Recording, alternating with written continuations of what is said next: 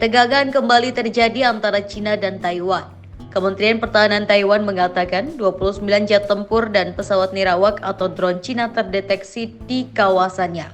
Cina yang mengklaim Taiwan sebagai bagian dari wilayahnya telah mengerahkan pesawat tempur, pesawat nirawak, dan kapal angkatan laut di sekitar pulau itu hampir setiap hari.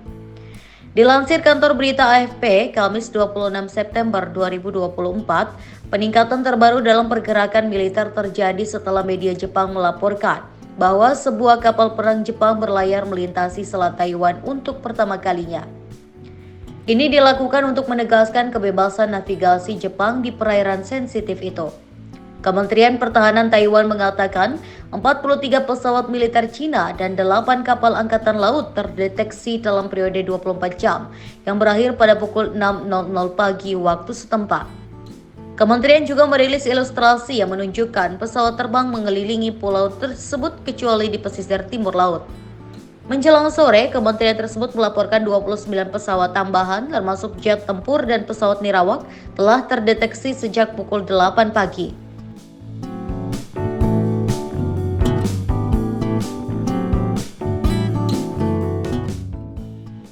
Di sisi lain, Taiwan sudah terbiasa dengan pergerakan militer Cina di sekitarnya.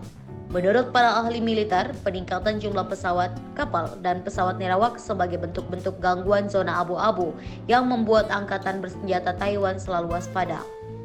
Taktik-taktik ini yang tidak termasuk tindakan perang langsung digunakan untuk menguras habis tenaga pasukan Taiwan.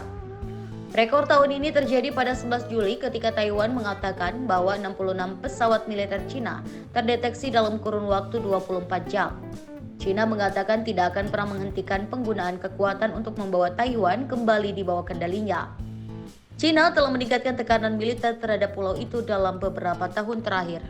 Taiwan adalah sebuah pulau kecil yang dulunya bagian dari negara Cina. Luas wilayah Taiwan sendiri hanya sekitar 36.000 km persegi. Hal ini terlihat sangat kecil jika dibandingkan dengan Pulau Jawa yang memiliki luas sekitar 128.000 km persegi. Dikarenakan pada tahun 1660-an sedang terjadi pergolakan politik di Tiongkok, akhirnya etnis Han yang tinggal di pesisir Laut Tiongkok memilih bermigrasi ke pulau tersebut. Pada tahun 1996, Taiwan melakukan pemilihan presiden untuk pertama kalinya. Cina yang tidak terima dengan keputusan tersebut kemudian mengirimkan pasukan militernya untuk merebut kembali wilayah kedaulatannya. Hingga sampai sekarang, masih sering terjadi ketegangan antara kedua negara tersebut. Tahukah kalian bahwa Taiwan dan China adalah dua negara yang sangat berbeda? Tetapi seberapa berbeda kedua negara tersebut? Sebagai perbandingan, Taiwan jelas lebih kecil jika dibandingkan dengan China. Taiwan memiliki luas daratan sekitar 36.000 km persegi, 260 kali lebih kecil dari China.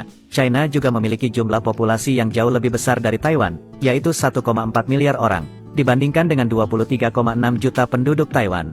Meski PDB negara Taiwan jauh lebih kecil daripada China, penduduk Taiwan hidup lebih kaya jika dibandingkan dengan China, dengan pendapatan tahunan rata-rata mencapai 31.000 US dollar, sedangkan orang Cina harus hidup hanya dari 12.000 US dollar setiap tahunnya. Militer China sangatlah besar, dengan 2 juta tentara aktif dan mempunyai sekitar 300 senjata nuklir, sedangkan Taiwan tidak memiliki nuklir sama sekali.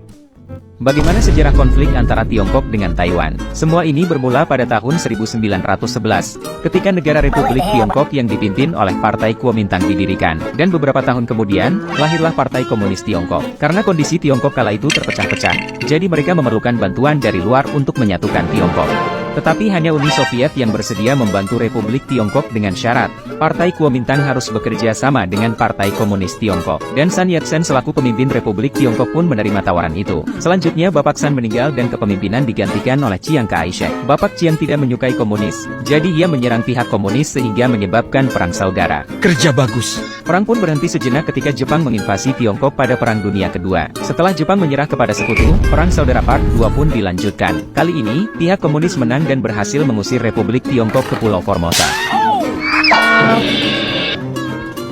Pulang ke kampung sana, Cina!